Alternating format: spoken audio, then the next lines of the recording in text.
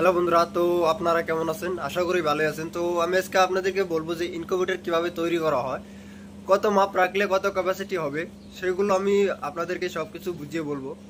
আর incubator থেকে বাচ্চা কিভাবে বের করানো হয় সেগুলো আমি আজকে বলবো আপনাদেরকে।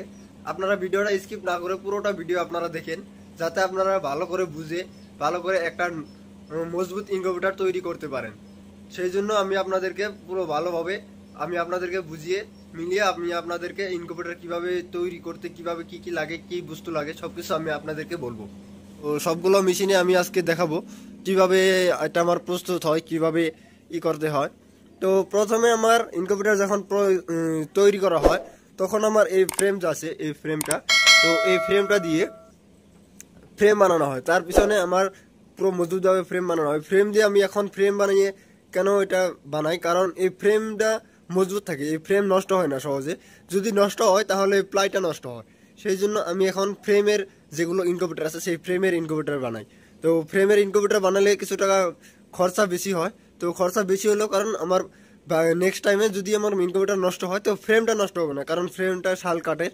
আর যেটা আমার প্লাইটা হচ্ছে আমার নর্মাল প্লাই, কারণ যদি প্লাইটা নষ্ট হয়ে যায় তো আমি এটা প্লাইটা চেঞ্জ করে দেবো, আর ফ্রেমটা রয়ে যাবে। ফ্রেম সবগুলো চাংলি মাংলি সবগুলো রয়ে যাবে। তার পিছনে আমার ফ্রেম বানানোর সাথে সাথে আমার চাংলি বানানো হয় এরকমভাবে পুরো চাংলি মজার করে বানিয়ে নিতে হয়। তার পিছনে আমার এগুলো চাংলি দেখছেন, এগুলো সবগুলো মজবুতভাবে আমি নিয়েছি এগুলো। তো এরকমভাবে সবগুলো চাংলি বানিয়ে রেডি করার পিছনে আমি ফ্রেমটার মাঝখানে আমি প্লাই লাগাই। তো এরকমভাবে আমি পুরো মেশিনে প্লাই লাগানো শেষ হওয়ার বাদে আর তার পিছনে আমি ওয়ারিংয়ের কাম করি, ওয়ারিংয়ের কাজগুলো করি পুরো মজবুতভাবে ভালোভাবে ওয়ারিংয়ের কামগুলো করি পুরো হেভিভাবে। ওয়ারিংয়ের কাম করার পিছনে আমি ফর্ম দিয়ে পুরো ভালোভাবে আমি এগুলো কমপ্লিট করে নিই। এখন কথা হচ্ছে যে কত ফুট হাইট, কত ফুট লম্বা, কত ক্যাপাসিটি হবে, তো সেটা আমি ট্যাপ দিয়ে দেখাবো আপনাদেরকে। আমার কাছে ট্যাপ আছে, তো এই ট্যাপ দিয়ে আমি আপনাদেরকে পুরো মাপযোগ করে দেখাবো। তো এটা হচ্ছে আমার পাশের যেটা আছে, আমার পাশে আছে 3 ফুট। এখানে দেখছেন 3 ফুট, এখান থেকে এখান পর্যন্ত 3 ফুট। আর হাইটটা আছে আমার 4 ফুট। মোটামুটি 4 ফুটের 1 ইঞ্চি বেশি আছে, 4 ফুট। তো হাইট আছে আমার 4 ফুট। আর আমার পাশে যেটা আছে, তো পাশে আমি দেখাচ্ছি, দেখেন পাশেও আমার 3 ফুট আছে। এই ক্যাপাসিটি মেশিনে আমার মোটামুটি 2500 ডিম যাবে। পাশে 3 ফুট, হাইট 4 ফুট, 4 ফুটের অল্প বেশি আছে, তো দিকে 4 ফুট। তো এই ক্যাপাসিটিতে আমার 2500 ডিম যাবে। আর এর চাইতে ছোট মেশিন আছে, ছোট মেশিনের হাইটগুলো আমি দেখাচ্ছি। এটা হচ্ছে আমার ছোট মেশিন, প্রথম মেশিন আমার এই মেশিনটা। তো এই মেশিনটা আমার প্রথম মেশিন, এই মেশিনটা আমি মাপযোগ করে দেখাচ্ছি। দেখেন এটা হচ্ছে পাশে 2 ফুট, পাশে এটা হচ্ছে 2 ফুট। আর আপনার হাইটটা আছে, এখানে হাইট আছে আপনার 3 ফুট। দেখেন 3 ফুট হাইট আছে। এখানে দিকে দেখাচ্ছি আপনাদেরকে, দেখেন দিকে হচ্ছে 26 ইঞ্চি, এখানে 2 ফুট 2 ইঞ্চি। তো 2 ফুট 2 ইঞ্চি, এটাই আমার ডিম যায় মোটামুটি আমার 700 ডিম যায় এই মেশিনে, 700 থেকে 800 ডিম যায় এই মেশিনে।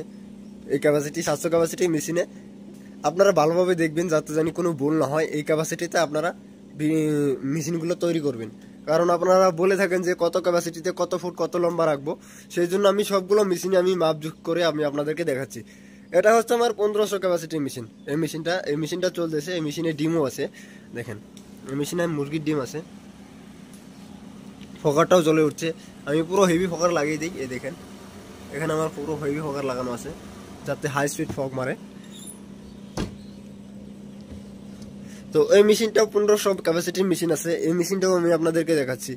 এটা আবার দিকে আছে আমার, এটা দিকে 2 ফুট আছে, 2 ফুট 1 ইঞ্চি, 25 ইঞ্চি মোটামুটি মানে 25 ইঞ্চি, 2 ফুট 1 ইঞ্চি। তো আমার এটা পাশে আছে 30 ইঞ্চি, হাইটটা আছে আপনার দেখেন 3 ফুট 3 ইঞ্চি আছে, 2 ইঞ্চি। তো এরকমভাবে আমার পুরোটা মেশিন তৈরি হয়। এটারও মাপজোপ দেখলেন আপনারা।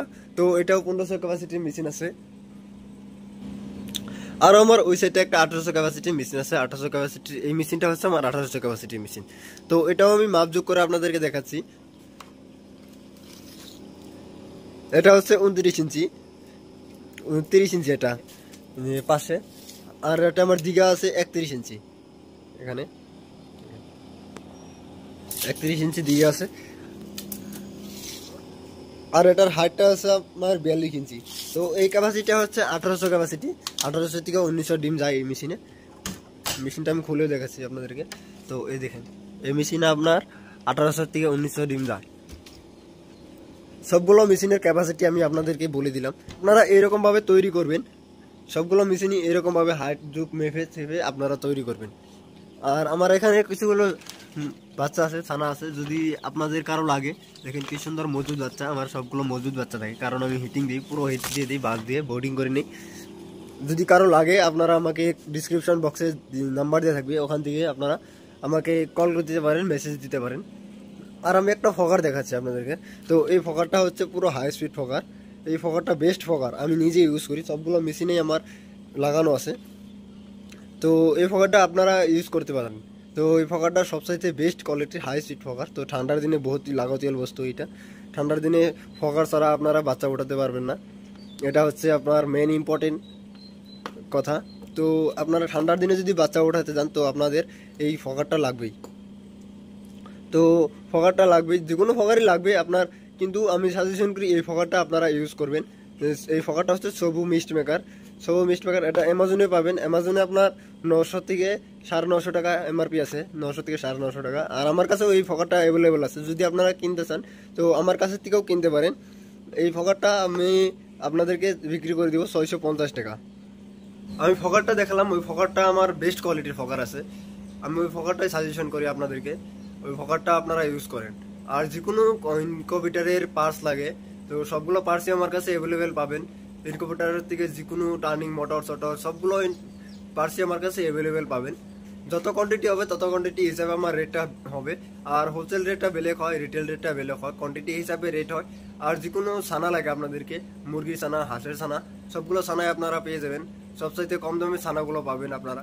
আর এক ভাই জিজ্ঞেস করছিল কমেন্টে যে আপনার কত কিলোওয়াট ইনভার্টার লাগে আর কত কিছু লাগে।